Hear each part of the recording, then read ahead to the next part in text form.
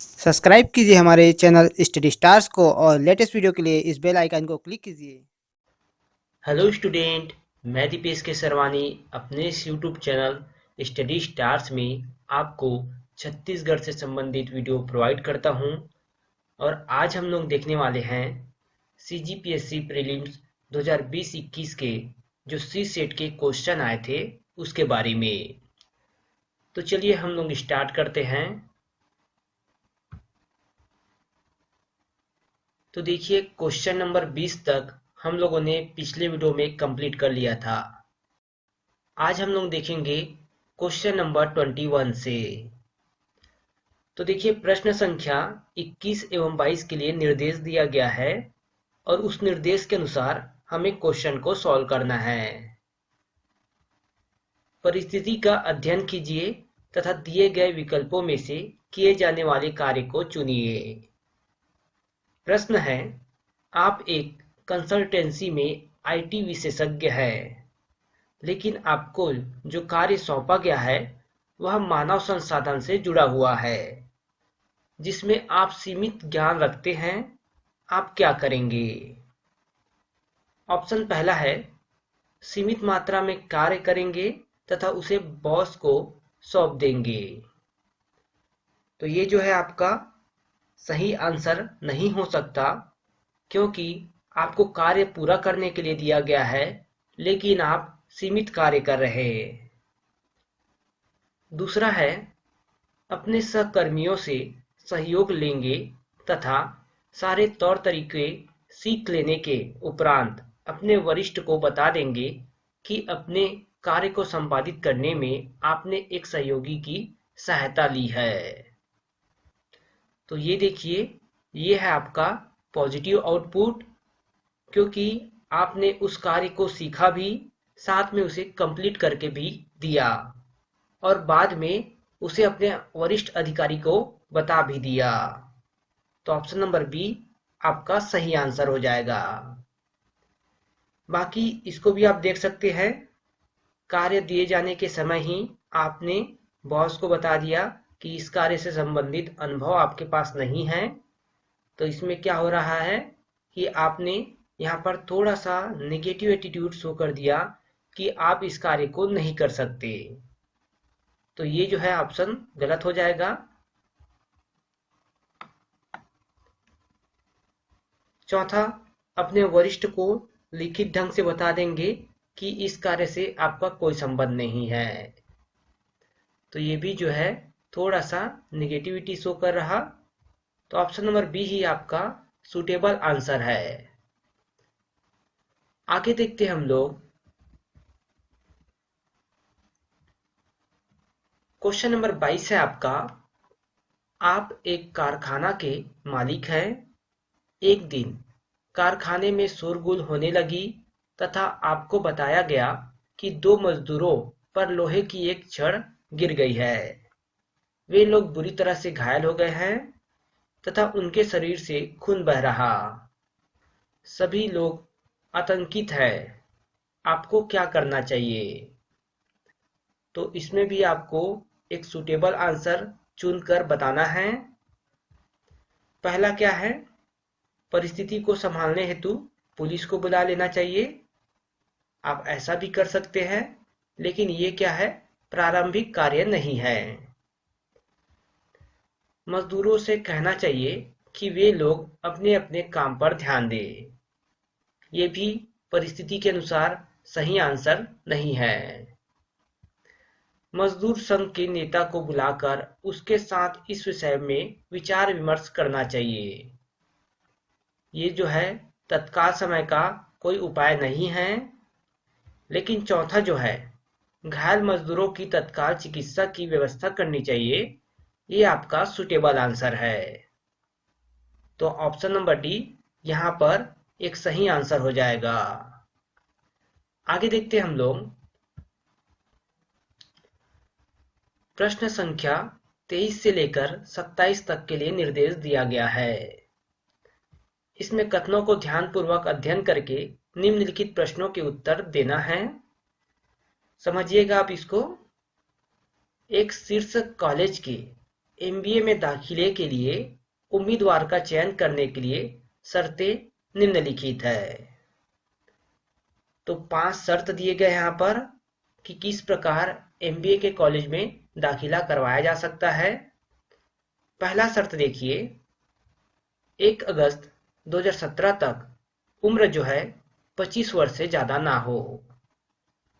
तो 1 अगस्त 2017 तक 25 वर्ष से ज़्यादा ना हो, तो इसका मतलब है वो जो व्यक्ति है 1 अगस्त 1992 से बाद का हो, पहले का ना हो। क्योंकि 1 अगस्त 1992 के बाद का होगा तो वो 25 वर्ष से कम होगा। दूसरा है न्यूनतम 80% के साथ 10वीं में पास हो। क्लास 10th में 80% न्यूनतम कहा गया है। तीसरा है किसी भी विषय में न्यूनतम 70% के साथ 12वीं पास किया हो। तो किसी भी विषय कहने का मतलब चाहे वो वाणिज्य हो, चाहे वो मैथ्स हो या फिर चाहे वो बायो हो, किसी भी विषय में हो 70% के साथ 12वीं पास होना चाहिए। चौथा है समूह चर्चा में 70% हासिल किया हो। जो ग्रुप डिस्कशन होता है उसमें उसका 70% अंक हो। और पांचवा है व्यक्तिगत साक्षात्कार में न्यूनतम 60% हासिल किया हो। तो जो पर्सनल इंटरव्यू है उसमें 60% होना चाहिए। तो ये जो है 5 कंडीशन दिए गए हैं। साथ ही यहाँ पर देखिए उस उम्मीदवार के संबंध में जो निम्नलिखित के अलावा सभी शर्तें पूरी करता है। मान लो ये जो तीसरा है, कक्षा 12वीं में वो 70% से कम है लेकिन न्यूनतम 60% हासिल किया है, तो 12वीं कक्षा में विज्ञान लिया है, तो उसका मामला जो है एमबीए के विभाग प्रधान को भेजा जाना है। महत्वपूर्ण पॉइंट है 12वीं में 60% हासिल किया जाना चाहिए न्यूनतम, और साथ में विज्ञान का होना चाहिए। इस दोनों पॉइंट को ध्यान रखिएगा। अगर 70% नहीं पाया है, 70 से कम है, 60% से ज़्यादा है और विज्ञान लिया है, तब एमबीए के विभाग प्रधान को भेजा जाना है उसका सिलेक्शन का प्रोसेस। उपरोक्त पांचवा की बात करें, देखिए साक्षात्कार में न्यूनतम 60%, तो व्यक्तिगत साक्षात्कार में 50% हासिल किया है उसका मामला एडमिशन कमेटी को भेजा जाना है। यहाँ पर देखिए कोई कंडीशन नहीं लगाया है, जैसे कि यहाँ पर विज्ञान बोल दिया गया है उस प्रकार कोई कंडीशन नहीं है। इसमें अगर 60% से कम है, 50% में है, तो एडमिशन कमेटी को भेजा जाएगा। आगे देखिए इसी में, तो देखिए यहाँ पर जो लिखा गया है वो वही चीज है कि आपको पूरे कंडीशन फुलफिल करके आपको आंसर का चुनाव करना है। तो डायरेक्ट हम लोग क्वेश्चन की तरफ जाते हैं और आपको इस चीजों का ध्यान रखना होगा। ये जो 2 कंडीशन है, साथ ही ये 5 कंडीशन। चलिए प्रश्नों को देखते हैं हम लोग।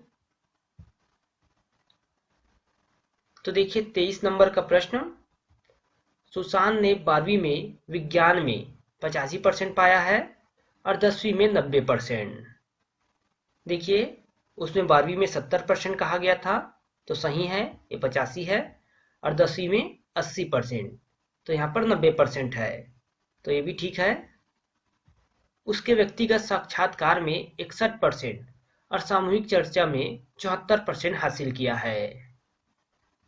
तो व्यक्तिगत साक्षात्कार में 60% कहा था और सामूहिक चर्चा में 70%, तो उससे अधिक यहाँ पर पाया है। साथ ही इसका जन्म जो है 24 अप्रैल 1994 को हुआ है।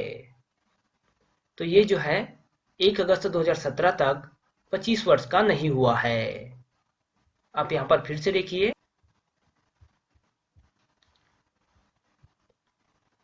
बोला गया था 1 अगस्त 2017 तक 25 वर्ष से ज़्यादा ना हो, तो वो जो है 24 अप्रैल 1994 का है। तो 1 अगस्त 2017 तक वो 25 वर्ष का नहीं होगा। तो ऑप्शन नंबर बी, उम्मीदवार को चुना जाना चाहिए, ये आपका सही आंसर हो जाएगा। आगे देखिए, दीक्षांत ने 12वीं में विज्ञान विषय में 67%। यहीं पर ध्यान देना है आपको, विज्ञान में 67% और 10वीं में 92%। तो 10वीं वाला क्लियर हो गया, क्योंकि 10वीं में 80% लाना था। उसने व्यक्तिगत साक्षात्कार में 85%, यहाँ पर 60% लाना था लेकिन 85 है। सामूहिक चर्चा में 82%, यहाँ पर 70% लाना था लेकिन 82 है। और ये 12 सितंबर 1995 का इसका जन्म है, तो ये 25 वर्ष से ज्यादा का नहीं है। प्रॉब्लम कहाँ पे हो रहा, 12वीं में विज्ञान में विषय में 67% है, यहाँ पर इसका 70% होना था। तो देखिए यहाँ पर होगा क्या, कक्षा 12वीं में न्यूनतम 60% हासिल किया हो, जैसे कि यहाँ पर देखिए 70% के साथ नहीं है लेकिन 60% के साथ है और विज्ञान विषय का है, तब उसको एमबीए के विभागीय प्रधान को भेजा जाना है। तो यहाँ पर देखिए ऑप्शन नंबर डी, मामले को एमबीए के विभाग अध्यक्ष के पास भेजा जाना है, ये आपका सही आंसर होगा।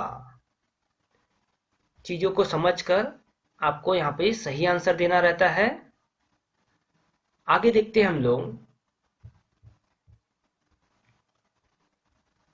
क्वेश्चन नंबर 25 है, ऋषभ ने 12वीं में कला विषय में, देखिए 8 का है, 75% पाया है और 10वीं में 95%। तो यहाँ 70 लाना था और यहाँ 80, तो दोनों क्लियर हो गया यहाँ पर। उसके पश्चात व्यक्तिगत साक्षात्कार की बात करें तो 55% है, 60% लाना था लेकिन यहाँ 55 है। तो देखेंगे हम लोग इसके कंडीशन के बारे में। सामूहिक चर्चा में 70% लाना था लेकिन 76% है, तो ये भी क्लियर। 19 नवंबर 1993 का है, तो 1 अगस्त 2017 तक 25 वर्ष का नहीं हुआ रहेगा, तो ये भी क्लियर। व्यक्तिगत साक्षात्कार में 55%, तो इसके संबंधित कंडीशन देखिए, व्यक्तिगत साक्षात्कार में 50% हासिल किया है तो उसका मामला एडमिशन कमेटी को भेजा जाना है। यहाँ पर स्पेशल यहाँ पर पॉइंट दिया गया है, अगर 60% हासिल किया हो तो ये पॉइंट था, लेकिन किसी भी विषय का हो, यहाँ पर विज्ञान दिया है लेकिन यहाँ पर किसी भी विषय का 50% हासिल किया है तो एडमिशन कमेटी को भेजा जाना है। तो यहाँ पर ऑप्शन नंबर डी सही आंसर हो जाएगा, मामले को एडमिशन कमेटी के पास भेजा जाना है। आगे देखते हैं हम लोग 26वां प्रश्न, रोशनी ने 12वीं में 69% और 10वीं में 87%। 10वीं क्लियर हो गया, 12वीं 1% से रह गया क्योंकि यहाँ पर 70% लाना था। व्यक्तिगत साक्षात्कार में 62%, तो ये भी क्लियर क्योंकि यहाँ पर 60% लाना था। सामूहिक चर्चा में 74%, तो ये भी क्लियर क्योंकि यहाँ पर 70% लाना था। ध्यान दीजिए 13 दिसंबर 1992 का जन्म है इसका, तो अगर 1 अगस्त 1992 के बाद का जन्म है तो वो 25 वर्ष का नहीं हुआ है। तो यहाँ पर क्या है, 25 वर्ष का नहीं हुआ है, मतलब ये भी क्लियर हो। क्या रहा है यहाँ पर उसको देखिए, 12वीं में 69%, तो इससे संबंधित जो प्रावधान है उसको देखिए।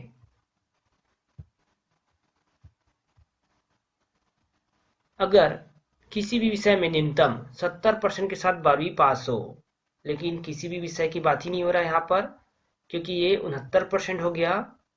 और विज्ञान में अगर 60% छोड़ दिया गया था विज्ञान के लिए, तो देखिए यहाँ पर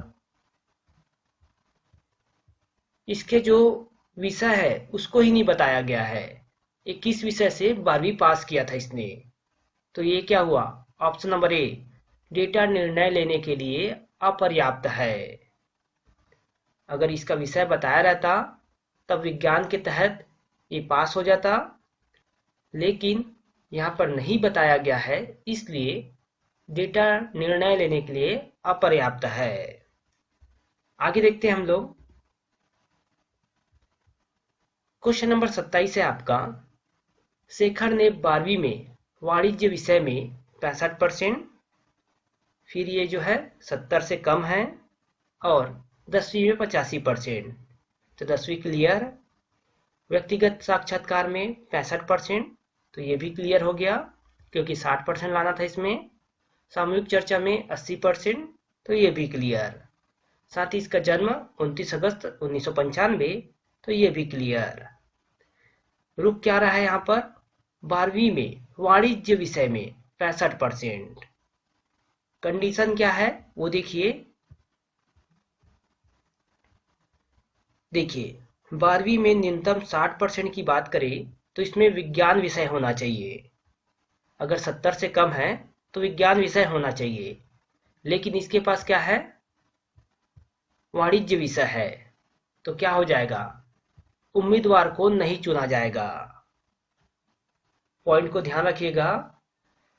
अगर विज्ञान विषय का होता तो मामले को एमबीए के विभाग अध्यक्ष को भेजा जाता, लेकिन वाणिज्य विषय का है इसलिए उम्मीदवार को नहीं चुना जाएगा। आई होप क्लियर समझ आया होगा आपको। अब आगे देखते हैं हम लोग। क्वेश्चन नंबर 28 देखिए। स्थिति को पढ़िए और उपलब्ध कराए गए विकल्पों में से सर्वश्रेष्ठ कार्रवाई का चुनाव कीजिए। पढ़ते हम लोग स्थिति को। आपके वरिष्ठ अधिकारी ने आपको 2 दिनों के भीतर एक विषय पर एक प्रस्तुति देने के लिए कहा है। आप आधी रात तक जग कर इसे समाप्त कर लेते हैं, फिर भी वास्तविक प्रस्तुति के दौरान आपका अधिकारी निराश हो जाता है और आपको फटकार लगाता है। आपकी प्रतिक्रिया क्या होगी? तो देखिए, ऑप्शन ए जो है तुरंत जगह छोड़ देंगे, तो ये क्या हो जाएगा? नेगेटिव एटीट्यूड शो करना हो जाएगा, तो ये तो आंसर नहीं हो सकता। नौकरी से इस्तीफा देना, ये भी सॉल्यूशन नहीं है। प्रतिक्रिया करेंगे और अधिकारी पर चिल्लाएंगे, तो ये भी सॉल्यूशन नहीं है। सॉल्यूशन क्या है? फीडबैक मांगेंगे और आश्वस्त करेंगे कि आप त्रुटियों को ठीक कर लेंगे। तो ऑप्शन नंबर डी एक पॉजिटिव आंसर है और ये जो है आपका आंसर होगा। आगे देखते हैं हम लोग। क्वेश्चन नंबर 29 है आपका। आप निर्धारित अवधि में पूर्ण की जाने वाली एक परियोजना में लगे हैं। परियोजना समीक्षा बैठक के दौरान आपको ज्ञात होता है कि दलीय सदस्यों से प्राप्त सहयोग में कमी की वजह से इस परियोजना के निष्पादन में विलंब होने की संभावना है। आपको क्या करना चाहिए? समझिएगा इसको। यहाँ पर क्या है? निर्धारित अवधि है और परियोजना को पूर्ण किया जाना है। 2 महत्वपूर्ण पॉइंट है, एक तो निर्धारित अवधि और परियोजना को पूर्ण करना। तो देखिए यहाँ पर पहला कारणों का उल्लेख करते हुए समय अवधि बढ़ाने की मांग करनी चाहिए। तो ये तो जो है आंसर नहीं हो सकता क्योंकि निर्धारित अवधि है यहाँ पर, तो ये क्या है? आंसर नहीं हो सकता क्योंकि समय अवधि बढ़ाने की बात नहीं कर सकते। दलीय सदस्यों को बदल देने की मांग करनी चाहिए, तो यहाँ पर भी ये संभव नहीं है। ऑप्शन नंबर बी, क्योंकि सदस्यों को बदलेंगे तो काफी ज्यादा समय जाएगा उस पर और जो परियोजना पूर्ण करना है वो भी पूर्ण नहीं हो पाएगा। तीसरा है ऑप्शन नंबर सी, असहयोग के कारणों की जांच पड़ताल करनी चाहिए। तो ये क्या है? थोड़ा पॉजिटिव आंसर है कि आप उसकी जांच पड़ताल करें और असहयोग के कारण को जांच के उसमें सुधार करें। डी पॉइंट है, असहयोग के मुद्दे पर दलीय सदस्यों को चेतावनी देनी चाहिए। तो ये भी जो है पॉजिटिव आंसर नहीं है। यहाँ पर ऑप्शन नंबर सी ही आपको पॉजिटिव आंसर दे रहा, तो ये जो है आपका आंसर हो जाएगा। तो 29वें नंबर के क्वेश्चन का आंसर क्या है? ऑप्शन सी, असहयोग के कारणों की जांच पड़ताल करनी चाहिए। तो यहाँ पर इस वीडियो को हम लोग समाप्त करते हैं। इससे आगे का जो प्रश्न है उसको हम लोग अगले वीडियो में देखेंगे। और अगर आपको ये वीडियो जो है पसंद आया हो तो इस वीडियो को आप लाइक करें, और अगर कोई नया स्टूडेंट इस चैनल में पहली बार आया हो तो चैनल को सब्सक्राइब करें। साथ ही नीचे डिस्क्रिप्शन बॉक्स में हमारे टेलीग्राम चैनल का लिंक दिया गया है, वहां से आप हमारे टेलीग्राम चैनल में ज्वाइन करें।